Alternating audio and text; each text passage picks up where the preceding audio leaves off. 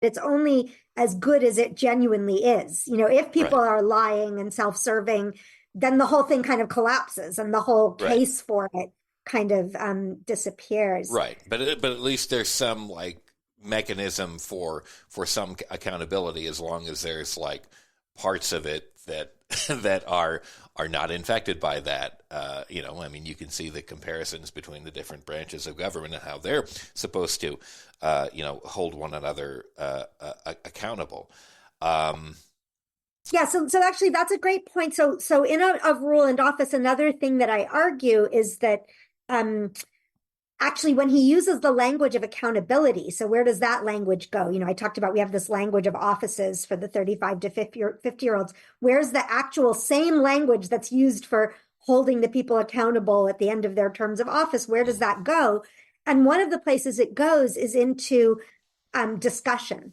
So the highest guardians are really tested in their ability to debate with one another what is truly good. mhm. And it used to be that the sort of paradigm for thinking about Plato on the good was, oh, this is these sort of forms, they're like in heaven, you just either you see them or you don't. It's sort Right. of, but more recent work by the late philosopher Sarah Brody and others has really emphasized Sarah Brody calls it the good in interrogative mode. So the idea is you're debating what is good. And yes, being a philosopher is about, being able to succeed in those debates, but that's the ultimate test, is that you have this group of people who are genuinely asking themselves this question, what is genuinely good? What should Right. the government be aiming to do? And, that's in a way still the best test that we have. So again, it's not a democracy, but it has some formal features that are, I think, in common with that. But should we talk about wages for a minute? Because Let's that talk. is also a Yeah. fun No. piece of it. No. I would. Please do. Please do. Yeah, great. So one of the things that I think, so we've been talking about how do you get the right people, but Right. now let's go back to what you called the bones, Right. as well Right. as the Right. muscle, right? Right. So what are the structures? And one of the things that I find in a rule and office so fascinating is that explicitly in Plato's dialogue, The Republic, at the end of book 3, in the beginning of book 4, he has Socrates who is leading this conversation as a character, although he was also a real life Right. person. Um, he has him say the crucial thing is that these guardians have to be deprived of any opportunity to accumulate gold and silver, and Mhm. be they should in essence have no ability to accumulate private property, or certainly private property and land, Right. and only very little, like they could have their own cups and Uh, bedsteads, that sort of thing, but they're not going to be able to build up their own holdings. And then he also has a very extreme proposal that they should also not even know who their familial kin are. And the idea is, but what's so interesting right. about it is, why So is they're this? bound to the republic as opposed to being bound to their family. Right. Exactly. And Right. the idea is, if you have those two measures, they literally can't use their power in Mhm. corrupt ways, Right. because they can't. And he actually, the verb is used, let's establish this as a law. So this is Uh, again something that people don't often take this seriously. In reading Plato, he says this should be a law. This is part of that bones structure, institutional side of mm. how we're going to have good government. And so the idea is these people can't even begin to be corrupt because they can't Right. accumulate good gold and silver. They don't have anyone to give it to.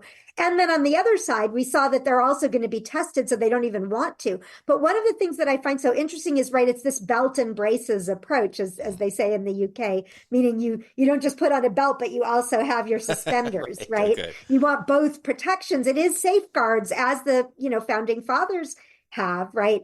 And the idea is these are the people who we think are potentially, the highest philosophers, the most ethical people. They're going to pass all the tests. And even those people have to be subject, especially those people, Mhm. have to be subject to this extreme set of legal measures Right. I've written something comparing this to our ethical standards for the Supreme Court. And I think this goes much farther than we go with the Supreme Court. who you might think have very similar powers to those highest guardians in Plato, right? There's nobody else holding them accountable other than themselves. And yet Plato would say, it's not enough to have like ethics standards that they enforce. Why are they allowed to earn anything beyond their wages at all? And maybe that's a good moment that in a moment we can also come to the wages piece of it.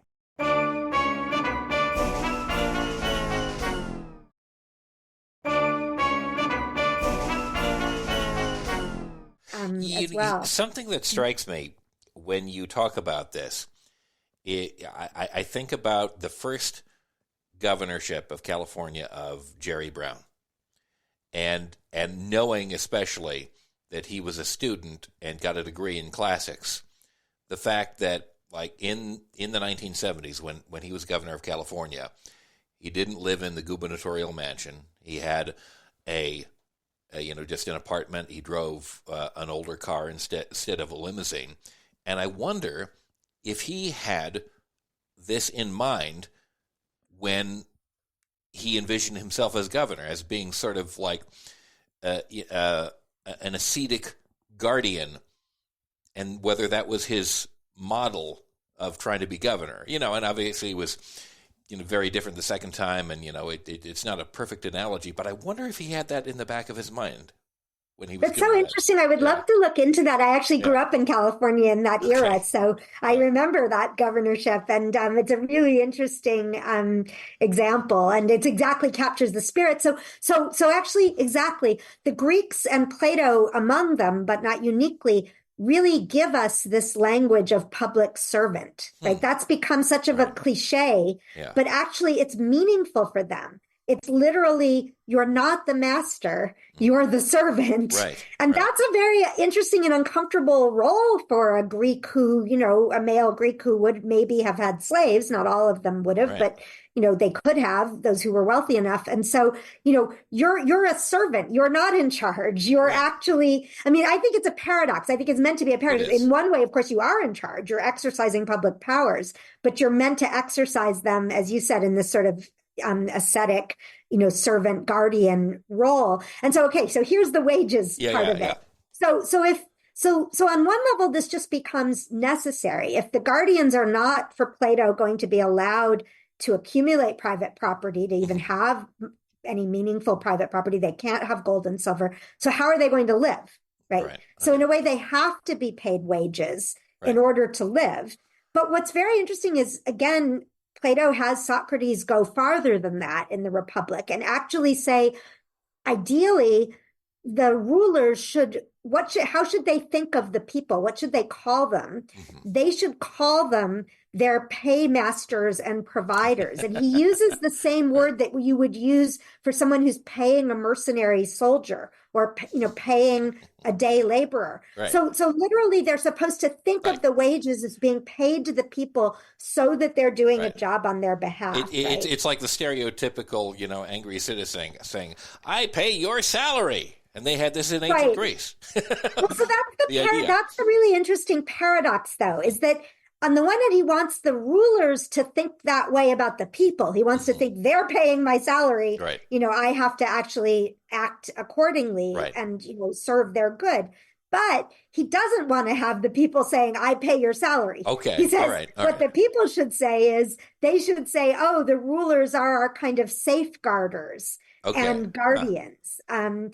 And I think that's actually very interesting because I think he's a little bit there thinking the way that we might think about elected judges, where when we have elected judges, in one way, as we've seen in more recent years, it kind of undermines the function of judges for people to really politicize that and say, we're going to recall them every time they make a decision that we don't like. In a way, of course, you want the elected judges to think of themselves as serving the people and as, answerable to the people. But in another way, there's a sense in which it shouldn't be that transactional, that sort of one-off, a kind of popular control. And I think that's what Plato is actually thinking about, is it's actually a very delicate balance. Edmund Burke would much later talk about this as, do you want your representatives to be delegates or trustees, right? And there's something good in both of those conceptions, but it's kind of a delicate balance. If you go all the way down the delegate route, I pay your taxes. In a way, you rob the rulers of the chance to use their knowledge and competence and Yeah. insight and just their powers, for the public good. So I Right. think it's a fine line. Right. Exactly. And if they do it too much, they're too removed from, the actual needs of the people. But if you only like cater towards that, then you end up not really employing any independent judgment, but just go on the most, I don't know, they might refer to it as the most base instincts of the mob or what have you. But so yeah, you have to balance that. Something else that comes up to me is the idea of ethics, and it seems to me that there is a lot of talk. I know my wife is taking a class. It happens to be in data analysis, and I know this is true in other classes, other college classes, other fields of endeavor, where there is a section on that's dedicated to it on ethics and what the proper, how you're supposed to engage in this, and there's also the ethicist of the New York Times who deals with ethical issues, and while those things exist, maybe more so in a formal way in certain areas of our society, it seems like the ambient level of ethical concern in our society has diminished over the past couple of generations in a way that's disturbing, and I'm wondering what we can learn from philosophers like Plato to sort of re-inspire that. I know that religion certainly, since the Christian era, has been a big ethical guide, or whether it's Christianity or Judaism or Islam, but how in a culture like ours do you reinvigorate the idea of ethics and working that into everyday society so that the base candidates that you rise up, according to Plato's your structure or whatever governmental structure that you have, are going to be invested with these to begin with, and not have to be just kind of superficially inculcated with something nominal once you're already in the process of being formally educated. What did Plato have to say about that with respect to building a good government? Great. It's a great question. So let me try to answer it in two different directions.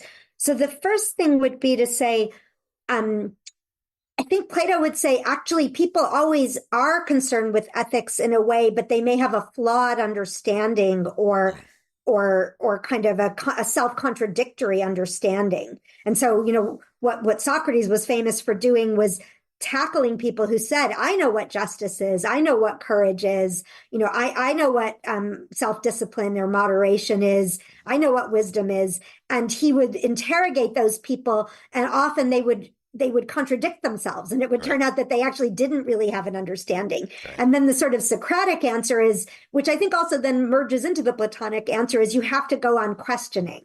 So I think Plato's idea of the good is the sense, we all actually do care about good air to breathe, good medicine. We don't want to take bad medicine. We want good food to eat. We don't want to have bad food. So we ask ourselves, what is good food? Now, then we might give the wrong answer, right? We might think, good food is, I don't know, we might come up with all kinds of answers that aren't exactly Big right. Macs, But the point is, well, whatever. But the point is, then you say, well, really? Okay, what makes it good?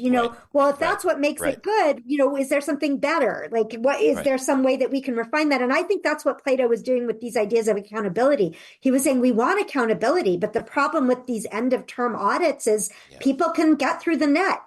People can do a lot of damage. So we need to double down on that and find a better way of doing it. And that's, I think, what he would say about ethics in one way. He would say, actually, people do care, but they're maybe lazy or they're imbibing received ideas from the culture. And what we need is to foster this culture of questioning and discussion and analysis Right. and, which by another name is research and education, right? I Right. mean, but then the other side of it, which is interesting, is the Republic is also dedicated in some ways even more broadly than its political emphasis, which I've been